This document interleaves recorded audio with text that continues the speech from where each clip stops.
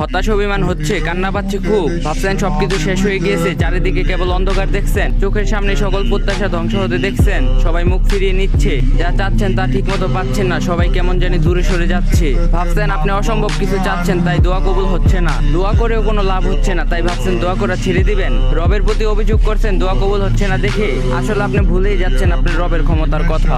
মনে রাখবেন তিনি আল্লাহ আদম আলাইহিস সালামকে মা বাবা ছাড়াই সৃষ্টি করেছেন। তিনি মুসা আলাইহিস সালামকে ভয়ঙ্কর শত্রুর ঘরেই লালিত পালিত করেছেন।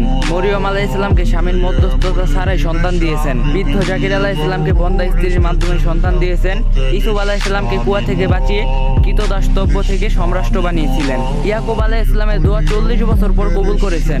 এভাবে তিনি আপনার চারপাশে প্রতি মুহূর্তে হাজারো অসম্ভবকে সম্ভব করেছেন। তিনি নিশ্চয়ই আপনার দোয়া কবুল করে নেবেন, ভুলে যাবেন না তিনি বিশাল আরশের মালিক। তার কাছে অসম্ভব বলতে কিছুই নেই। নিশ্চিতভাবে আপনি সঠিক সময় সবকিছু পেয়ে যাবেন ইনশাআল্লাহ। শুধু ধৈর্য ধরুন, তার উপর ওয়াকুল করুন এবং তার কাছে চাইতে থাকুন। আপনার রব জানেন আপনার জন্য কখন কি মঙ্গলজনক, তাই থেমে যাবেন না, হতাশ হবেন না, দোয়া কবুল করতেই থাকুন। আজকে না হোক একদিন ঠিকই হবে।